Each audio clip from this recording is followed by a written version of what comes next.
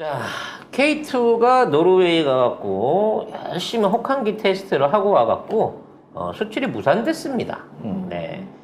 뭐 국방부는 이례적으로 장밋빛 명망을 내놨다 뭐 이런 얘기가 있는데 먼저 기사 보고 내용 설명 좀 드릴게요.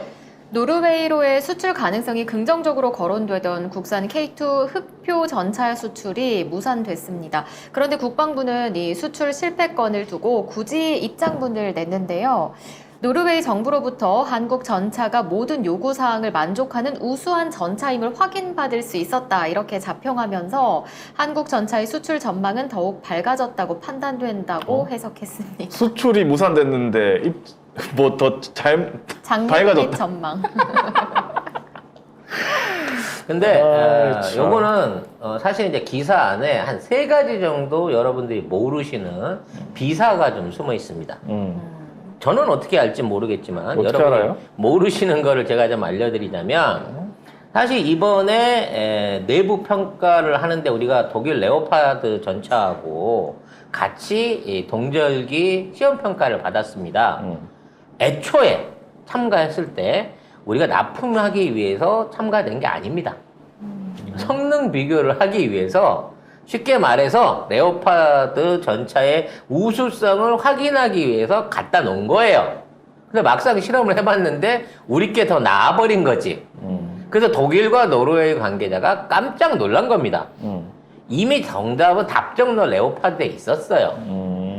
왜냐면 원래 이게 유럽에서 워낙 대중적인 전차인데다가 전차는 일반 뭐 다른 군장비도 마찬가지겠습니다만 하루에 6시간 움직이면 12시간 정비해야 되는 게 전차예요. 그렇기 때문에 실질적인 정비창이나 부품 공급이나 이런 것들이 되질 않으면 사실 전차 운영을, 외국 전차를 운영한다는 게 굉장히 어려운 겁니다. 그렇기 때문에 이미 1000대 이상 돌아다니고 있던 유럽, 독일의 레오파드 전차가 유럽 안에서는 압도적으로 유리할 수밖에 없는 상황이었고, 그래서 일종의 이제 레오파드 전차, 독일한테 가격적인 부분이라든지 거래 조건에 대한 부분을 견제하기 위해서 한국 전차를 시험평가로 참여를 시킨 거예요. 근데 해보니까 한국 전차가 너무 좋게 나온 거지. 그래서 이쪽으로 가야 된다라는 얘기가 많았습니다만 이게 쉽지 않은 상황이 된 겁니다. 그래서 지금 결과는 레오파드 전차로 넘어갔지만 결국 우리나라한테 돌아올 가능성이 훨씬 높습니다. 그게 무슨 뜻이냐면 현재 독일의 생산 능력으로 봤을 때 노르웨이가 원하는 숫자의 전차를 완전히 공급받는 데까지 약 10년이 걸릴 거라고 합니다. 그렇기 때문에 이게 지금 독일로 건너간 건 정치적 이유인 것 뿐이고 이게 나중에 번복될 가능성이 높다라는 부분인 거죠. 이건 우리한테가 안 보는 거예요, 노르웨이가. 그러니까 좀 기다려주면 됩니다. 가장 중요한 거. 기다리는 동안 우리가 정권이 바뀌면 더 좋겠죠. 노르웨이 입장에서. 당연히 바뀌겠죠. 네.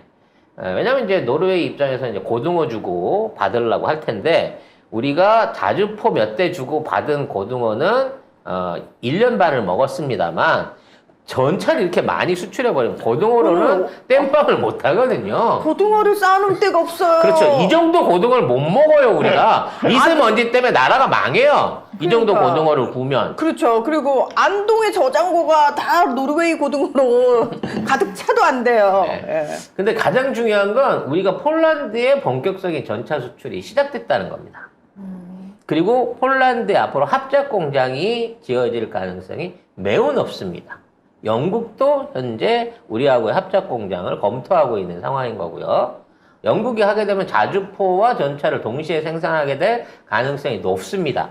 그렇기 때문에 앞으로 메이드 인 코리아로 이송돼서 가는 전차보다 유럽 안에서 만들어진 디자인 바이 코리아, 메이드 인 바이 폴란드나 잉글랜드산 전차들이 유럽 안에 깔리게 될 가능성이 높기 때문에 지금 있는 상황에서 K2 전차가 독일로 넘어갔다. 이건 별 큰 의미가 있는 내용은 아닌 것으로 판단하셔도 됩니다. 하지만 중요한 건 이러한 그 군수 제품 판매나 이런 부분에 있어서 정부와 국방부의 역할이 옛날 같지 않다는 겁니다. 즉 방산청이 이 모든 걸 관장하고 국방부가 이러한 부분에 계약이라든지 이런 것들을 주도해서 업체들을 조정하는 게 아니라 이 업체들이 알아서 자율적으로 이러한 계획들을 몰고 가고 있기 때문에 국방부는 통보만 받고 있다는 거야. 실질적으로 주도적인 역할을 못하고. 이게 윤석열 정부 들어와서 일어난 가장 큰 우리나라 방산산업의 변화라는 겁니다.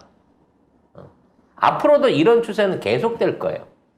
그러니까 우리나라 군대에 먼저 배속돼야 될 장비나 필요로 하는 전략 자산들이 기업들의 이익에 의해서 또는 일부 기득권자들의 자기들 내부적인 결정에 의해서 우리 자산인데 우리 세금이 들어가서 개발한 거고 우리 세금이 지원해서 만들고 있는 무기들인데 이런 것들이 이 멋대로 전용되는 상황이 만들어질 수도 있다라는 게 참 안타까운 일이라는 거죠.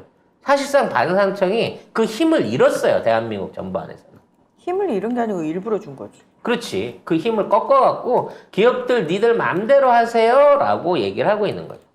그래서 지금 하나가 해외를 다니면서 카이나 뭐 이런 아직 실질적으로 인수도 안 했는데 앞으로 F-50이라든지 K9, K2 생산 판매, 각종 자주포 판매 이런 것들에 대한 내용들을 하나가 직접 당사국들 또는 그쪽에 있는 국방 관련자들하고 직접 거래에 가까운 준비를 하고 있고요.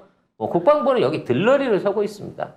이 모든 것이 우리 국방부가 해체된 또 하나의 원인 중에 하나가 아닐까.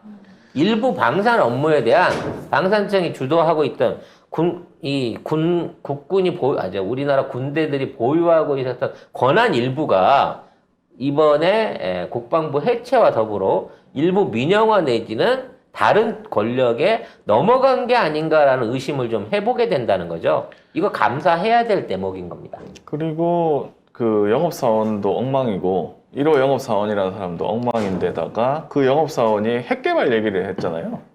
그래 놓으니까 더 다른 나라들이 뭔가 꺼리는 게 아닌가 그런 얘기도 있더라고요. 보니까. 근데 자칫해서 한국이 핵 개발한다고 지랄해갖고 핵 확산 금지 조약 같은 데서 제재 받기 시작하거나 WTO에서 무역 제재 받게 되면 이 모든 거래들이 일순간에 전부 다 백지로 돌아갈 수 있는 거거든요. 그럼에도 불구하고 이렇게 헥헥거리는 놈들이 도대체 윤석열 아니면 군대도 안 갖고 온 윤석열도 아니면 어떤 놈이 이런 거를 지금 헥헥거리고 있는지 이해가 안 된다는 거예요. 이게 핵 개발을 해버리면 우리나라 발전사 원자력 사업은 완전히 고립돼 버립니다. 아니 원자력 발전소를 아예 없애버리려고 그러네. 아예 없어요. 없을 수밖에 없어요. 핵연료 그러니까. 수입을 못 하게 돼요. 우리가 국제 제재를 받게 되면 큰 그림이라니까. 탈원전하기 위한. 한 번에 문재인 정부처럼 단기적으로 가는 게 아니라 한 번에 싹 쓸어버리기 위한 큰 그림인 거야. 네. 와, 그럼 뭐 대책을 해놓고 쓸어야 될 거야. 대책은 없어. 그런 건 없어. 원래 얘들이 뭐 그런 게 있어? 핵발전소 쓸어버려야지. 화장실을 없애기 위해서 정화조 없이 화장실을 몽땅 지은 다음에 더 이상 정화조가 차고 넘치는 시점에서 화장실을 폐쇄를 하겠다. 정말 훌륭한 계획인 것 같습니다.